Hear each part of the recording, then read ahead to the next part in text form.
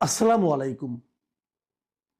প্রিয় দর্শক, তারেক রহমানের স্বদেশ প্রত্যাবর্তনের পর গতকাল প্রথম দিনেই আমি কিছু কথা বলেছিলাম যে একটা নতুন ধরনের আমরা দৃশ্য দেখলাম এবং ওনার নতুন ধরনের বক্তব্যও শুনলাম এবং আমি প্রত্যাশা করেছিলাম যেন ওনারা নতুন ধরনের একটা রাজনীতিও শুরু করেন। মানে যে ধরনের রাজনীতি দেখে দেখে আমরা অভ্যস্ত, মানে পরস্পরকে দোষারোপের রাজনীতি, সাধারণ মানুষকে গুরুত্ব না দেওয়ার রাজনীতি এবং দুর্নীতির রাজনীতি, তার থেকে যেন উনি বেরিয়ে আসতে পারেন এই প্রত্যাশা আমি করেছিলাম অন্ততপক্ষে। এবং একদিনে আমরা কি দেখছি, আমরা কয়েকদিন দেখব নিশ্চয়ই, আমাদের এগুলি আস্তে আস্তে অনেক কিছুই কিন্তু পরিষ্কার হতে থাকবে এবং আমারও মনে হয় এগুলি অত দ্রুতর কাজ না, বেশ একটু সময় লাগবে গুছিয়ে নিতে, অনেক এই দেশের পরিস্থিতির সঙ্গে পরিবেশের সঙ্গে থিতু হতে এবং ওনার সঙ্গে ওনার দলের যারা সাধারণ নেতাকর্মী যারা এতদিন ট্রেডিশনাল পলিটিক্স করতেন তাদেরও একটু সময় লাগবে নেতার সঙ্গে নিজেদেরকে সিনক্রোনাইজ করতে। তবে কিছু নতুন জিনিস আমরা দেখতে পাচ্ছি এবং আমি সত্যি অভিভূত, আমি বলবো এটা। যেমন ধরা যাক একটা কথা, যে গতকালকে ওখানে 300 ফিটের ওখানে এবং ওটাকে কেন্দ্র করে পুরো এলাকায় এই যে বিশাল জনসমাগম হয়েছিল, এই জনসমাগমের কারণে ওখানে প্রচুর বর্জ্য কিন্তু পড়েছিল। এটা মোটামুটি এটা স্বাভাবিক, এটা সবাই জানেন। একটা নর্মাল জনসভা হলেও ওখানে অনেক কিছু পানির বোতল, ক্যান, কোল্ড ড্রিঙ্কসের ক্যান, তারপরে আপনার খাবার প্যাকেট, এগুলো পড়ে থাকে। তো এইগুলি পড়ে থাকা নিয়ে আজকে সকালে জানলাম যে বিএনপির লোকজনই এগুলো পরিষ্কার পরিচ্ছন্নতার কাজে নেমে পড়েছে এবং তারা ঢাকা উত্তর সিটি কর্পোরেশনের সঙ্গে সহযোগিতার হাত বাড়িয়েছে এবং তারা নিজেরাও অনেক কাজ করেছে। তবে যতটুকু ফটো সেশন হয়েছে, বাস্তবে বিএনপির নেতাকর্মীরা কতটুকু করেছে আমি জানি না, কিন্তু ওটা আমার জানার কোনো আগ্রহও নাই। আমার আগ্রহ হলো যে ওনারা ভেবেছেন যে এই কাজটা ওনাদের করা দরকার, এই যে চিন্তাটা, আমি এই চিন্তাটাকে অনার করি এবং আমি চাইবো, এটা তো প্রথমবারের মতো বাংলাদেশের ইতিহাস, সম্ভবত এটাই প্রথম যে কোনো জনসভা করে অথবা কোনো এরকম সমাবেশের আয়োজন করে যারা আয়োজক তারা ওই সমাবেশের কারণে যে ক্ষয়ক্ষতিগুলি হয় সেগুলো সমাধানের চেষ্টা করে, সেগুলি পূরণের চেষ্টা করে। এই প্রবণতা এই প্রথমবার আমরা দেখলাম, কাজে এতে আমি খুশি। আমি আশা করব বিএনপির এটাই তো শেষ মিটিং না, বরং আমি বলবো এটাই প্রথম মিটিং, তাই না? এই নির্বাচনকে সামনে রেখে বিএনপি আরও অনেক মিটিং করবে, ঢাকায় করবে, ঢাকার বাইরে করবে। আমি আশা করব বিএনপি যেন দলীয়ভাবে একটা সিদ্ধান্তে উপনীত হয় এবং এই কাজটা যেন অব্যাহত রাখে। তারা যখনই যেখানে মিটিং করবে, যখনই যেখানে জনসভা করবে, সেই জনসভা শেষ হওয়ার পর তারা উদ্যোগ নিয়ে সেই জনসভার স্থলটাকে আবার আগের মতো করে দেবে। এই উদ্যোগটা তারা নেবে। আমি যেন তারেক রহমানের কাছে অনুরোধ করছি যে আপনি আপনার দলের নেতা কর্মীদেরকে বলুন তারা যেন এই কাজটা খুব রিলিজিয়াসলি করেন। তাহলে হবে কি, জনগণ দেখবে যে একটা নতুন ধরনের রাজনীতি দেশে শুরু হয়েছে এবং এটা যদি আপনারা করতে পারেন সেটা অন্য অন্য দলের উপরে কিন্তু একটা চাপ হিসাবে থাকবে এবং জনগণের কাছে তারা বুঝতে শিখবে যে আমাদেরও না করলে জনগণ আমাদেরকে ত্যাগ করবে। এতে লাভ যেটা হবে, দেশটা একটু পরিষ্কার পরিচ্ছন্ন হবে। আরেকটা বিষয় আমি শুনলাম যে ওই সময় যে গাছগুলো মারা গিয়েছিল, যে গাছগুলো ধ্বংসপ্রাপ্ত হয়েছিল, বিএনপি কর্তৃপক্ষ, বিএনপি নাকি পক্ষ থেকে বলা হয়েছে যে ওই গাছগুলো তারা আবার বপন করে দিতে চায়। এটা নিঃসন্দেহে আমি মনে করি একটা ভালো উদ্যোগ। এছাড়া আমি দেখলাম যে বিএনপির পক্ষ থেকে দলীয়ভাবে একটা বিবৃতিও দেওয়া হয়েছে যে তারেক রহমানের দেশে প্রত্যাবর্তনের কারণে, তার বিমানবন্দর থেকে পর্যন্ত আসার কারণে যে বিপুল রাস্তায় যে মানুষের সমাগম হয়েছিল, এ কারণে মানুষের স্বাভাবিক জীবনযাত্রায় যে বিঘ্ন ঘটেছিল, এই জন্য তারা সবার কাছে ক্ষমা চেয়েছে। এটাও আমার কাছে পছন্দ হয়েছে, কারণ আসলে এই লোকগুলি কিন্তু বিএনপি নিয়ে আসেনি, লোকগুলো স্বতঃস্ফূর্তভাবে এসেছে তাদের নেতাকে দেখার জন্য।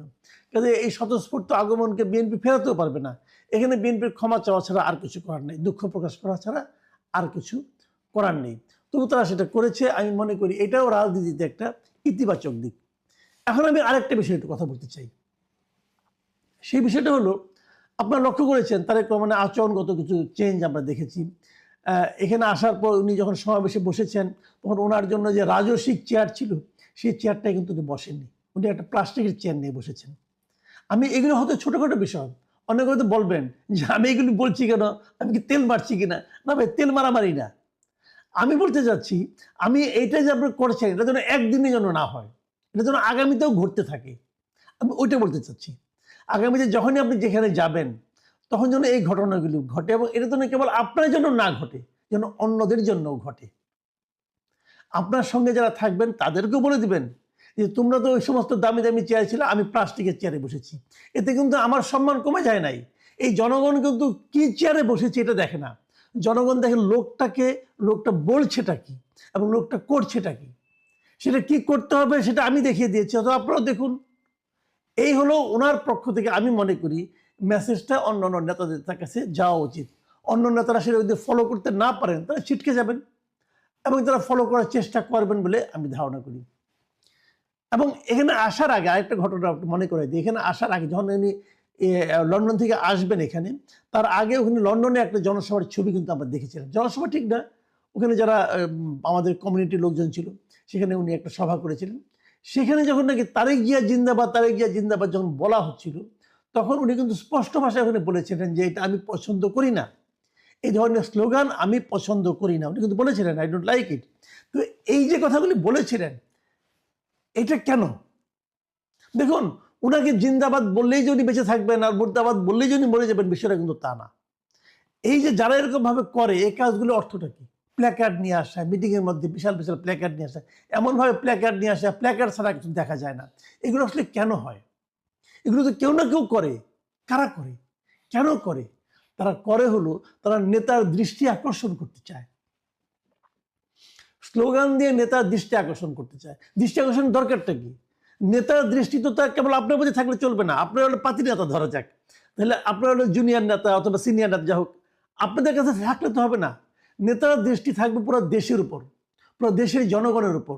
কাজেই এটা আসলে এক ধরনের তৈলমর্দন। এই তৈলমর্দনের হাত থেকে কিন্তু আমি মনে করি তারেক রহমানকে রক্ষা করতে হবে। আমি একটা কথা বলি, নেতাকে যখন এরকম তৈলমর্দন করা হয় ব্যাপকভাবে, পাইকারিভাবে, এবং নেতা যখন সেই তেল নিতে পছন্দ করেন, তখনই কিন্তু শুরু হয় সেই নেতার স্বৈরাচারী হওয়ার মানে সূত্রপাত। সে ওইখান থেকে একদম স্বৈরাচারী হতে থাকে। সবাই তাকে বলতে থাকে, নেতা আপনার কোনো ভুল নাই, আপনি যা করেছেন সব ঠিক, আপনি মহান, আপনি মানুষ না, আপনি মহামানব। এই যে বলতে থাকাটা, এরকম বলে বলেই কিন্তু নেতাকে মানুষ নষ্ট করে ফেলে।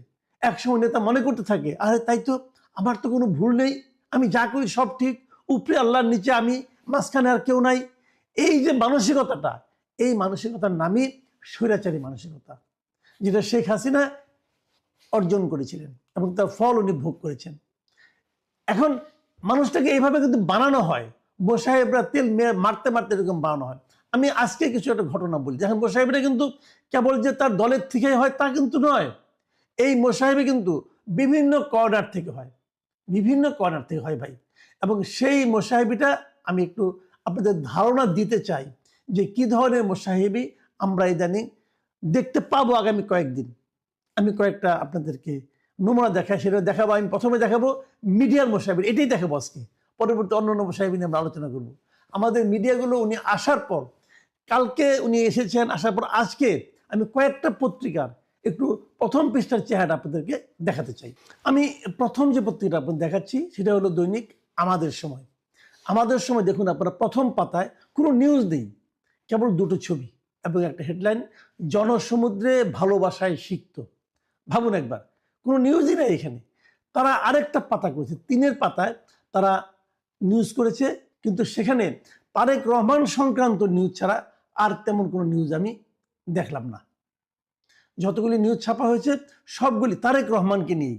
সেখানে কটা নিউজ আছে? 1, 2, 3, 4, 5, 6, 7, 8, 9, 10, 11টা নিউজ, এবং 11টা নিউজের সবগুলি নিউজই তারেক রহমান কেন্দ্রিক। এই হলো তাদের তেল। নিশ্চয়ই তেলের মাত্রাটা বুঝতে পারছেন। এবং আমাদের সময়ে আরও একটা পৃষ্ঠা করেছে, সেটা তারা করেছে 5 পাতায়। সেই পাতায় 12 পৃষ্ঠার পত্রিকা কিন্তু, সেই পাতায় পুরো পৃষ্ঠাটা তারেক রহমানের বিভিন্ন ছবি দিয়ে তারা ছেপে দিয়েছে। তারেক রহমান আসলেন, বসলেন, হাত তুললেন, এগুলো। ভাই, এটা নির্জলা তেল ছাড়া আর কিছু না। আসলে পরের পত্রিকা দেখি আরেকটা, ইত্তেফাকটা দেখুন আপনারা, ইত্তেফাকে কি হয়েছে, ইত্তেফাকে প্রথম পৃষ্ঠায় যে করে নিউজ, প্রথমে হেডলাইন তো তারেক রহমান হবে, এরকম কোনো সমস্যা নাই। আমি ইত্তেফাকের ছবিটা খুব সুন্দর লেগেছে আমার কাছে, ভালো ছবি। কিন্তু তারপরে যে করে নিউজ এখানে আছে, প্রত্যেকটা নিউজ তারেক রহমানের এই দেশের প্রত্যাবর্তনকে দিয়ে। এখানে এই পত্রিকা ফার্স্ট পেজে আর কোনো নিউজ নেই। আসুন তারপরে দেখি, তারপরে দৈনিক ইনকিলাব পত্রিকা, এটার ফার্স্ট পেজেও তারেক রহমানময়। পুরো ফার্স্ট পেজে 8টা নিউজ আছে, তার মধ্যে একটা মাত্র নিউজ ছাড়া, যে ক্ষুধাবক্স চৌধুরী পদত্যাগ, ওটা ছাড়া আর বাদ বাকি সকল নিউজই কিন্তু তারেক রহমানকে নিয়ে, ওনার দেশ প্রত্যাবর্তন এটা নিয়ে। কালের কণ্ঠ, কালের কণ্ঠে হেডলাইন করা হয়েছে I have a plan. Tarique Rahman ওনার লিড নিউজ ওনার হবে, এটা খুব স্বাভাবিক। কিন্তু এই পত্রিকায় আর যত কয়টা নিউজ আছে তার মধ্যে একমাত্র দুটো নিউজ তারেক রহমানের বাইরে, দুটো ঠিক না, একটা নিউজ তারেক রহমানের বাইরে। সে হলো বঙ্গোপসাগরে ব্যালিস্টিক ক্ষেপণাস্ত্র পরীক্ষায় ভারত, এই একটা। আর আরেকটা নিউজ অর্ধেক, সে হলো স্বাগত জানালেন জামায়াত আমির, মানে তারেক রহমানের আগমনকে জামায়াতের আমির স্বাগত জানিয়েছেন, ওটা একটি নিউজ। তার মানে ওটা আমি তারেক রহমান কেন্দ্রিক নিউজই বলবো। এই পত্রিকা ফ্রন্ট পেজে আর কোনো নিউজ নেই। দেখুন জনকণ্ঠ পত্রিকা, জনকণ্ঠ প্রথম পাতায় কেবল একটা বিরাট ছবি আছে আর একটা ছোট্ট একটা নিউজ আছে সিঙ্গেল কলামে। এত জঘন্য মেকআপ আমি অনেকদিন পরে একটা দেখলাম, যে এটা কিরকম মেকআপ হলো আমি জানি না। যাক, ফার্স্ট পেজে আর কিছু নেই। তারপরে এই পত্রিকার তিনের পাতায় যে তারেক রহমানকে কেন্দ্র করে নিউজ, এবং সেই নিউজের মধ্যে মানে পুরো একটা নর্মাল একটা ফ্রন্ট পেজের মতো করা হয়েছে, কিন্তু সেখানে তারেক রহমান ছাড়া আর কোনো নিউজ নেই। পুরো পত্রিকা, মানে এই পেজটা দুটো পত্রিকা, তারেক রহমান ছাড়া আর কোনো নিউজ নেই। মানব জমিন এমনি একটা ট্যাবলেট পত্রিকা, এই পত্রিকার মেকআপ এরকমই হয়, আমি দেখেছি, এর আগেও দেখেছি, বড় একটা ছবি দিয়ে মেকআপ করে। সেই মেকআপের হেডলাইন তারা করেছে বাংলা লুথার কিং, এবং সেখানে যে কয়টা নিউজ আছে, এখানে একটা, দুটো, তিনটা, চারটা, পাঁচটা, এই পাঁচটা নিউজই তারেক রহমানকে নিয়ে। দেখুন জয় দিন, এটা আমাদের সিনিয়র সাংবাদিক শফিক রেহমান সাহেবের সম্পাদিত পত্রিকা। জয় দিনও আমি দেখলাম মোটামুটি 11টা নিউজ আছে, তবে অত বড় বড় হেডলাইন নেই, হেডলাইনগুলো একটু অন্যভাবে করা হয়েছে। কিন্তু পুরো পত্রিকাতে তারেক ফার্স্ট পেজে 11টা নিউজ আছে। এই 11টা নিউজের প্রত্যেকটা নিউজই তারেক রহমানকে কেন্দ্র করে। এবং জায়জাদিনের আরেকটা পাতা, ভেতরে আরেকটা পাতা, এটা হলো 3-এর পাতা। সেই 3-এর পাতাও অনেকগুলি ফটো ক্যাপশন দিয়ে, তারেক রহমান কেন্দ্রিক বিভিন্ন ফটো ক্যাপশন দিয়ে তারা আরেকটা পেজ করেছে। যুগান্তর পত্রিকা দেখুন, যুগান্তর পত্রিকায় যতগুলি নিউজ আছে ফার্স্ট পেজে, মানে সবগুলি তারেক রহমান কেন্দ্রিক। তারেক রহমানের বাইরে ওখানে আর কোনো নিউজ নেই ফার্স্ট পেজে। যুগান্তের পর আমরা দেখব প্রথম আলো।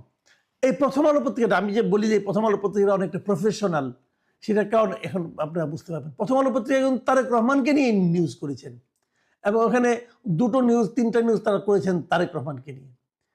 তারপরে জামাত এনসিপির যে আসন ভাগাভাগি নিয়ে আলোচনা, সেটা আছে। তারপরে ভুয়া জন্ম মৃত্যু নিবন্ধন, এই নিউজ আছে। মানে মোটামুটি ওনারা যা করেন সেরকমই করেছেন। এবং একই ধরনের আমি প্রফেশনালিজম দেখলাম সমকালেও একই রকম দেখলাম, যে এখানে তারেক রহমান কেন্দ্রিক নিউজ আছে, কিন্তু এরাও কিন্তু প্রথম আলোর মতো জামায়াত এনসিপির আলোচনাটা, তাদের মধ্যে যে সিট ভাগাভাগি হতে পারে, এই নিউজটা আছে। এবং তাদের দৌলতপুরের একটা নিউজ আছে যে তুলা চাষ নিয়ে। এরপর আমি এরকমই অনেকটা প্রফেশনালিজম দেখলাম আজকের পত্রিকায়। তারেক রহমানকে নিয়ে লিড করা হয়েছে, ঠিক আছে, বেশ কয়েকটা নিউজ ওরা আছে, কিন্তু সেখানে কিন্তু জামাত এনসিপির ওই নিউজটাও আছে, এবং একটা ইন্টারভিউ আছে, এবং তারেক রহমানকে কেন্দ্র করে আছে। কিন্তু মোটামুটি প্রফেশনাল মনে হয়েছে আমার কাছে সবচেয়ে, মানে যেটা দিয়ে শুরু করেছিলাম একটা আমাদের সময় দিয়ে কীরকম মানে তৈলাক্ত নিউজ, আমি এই একই রকম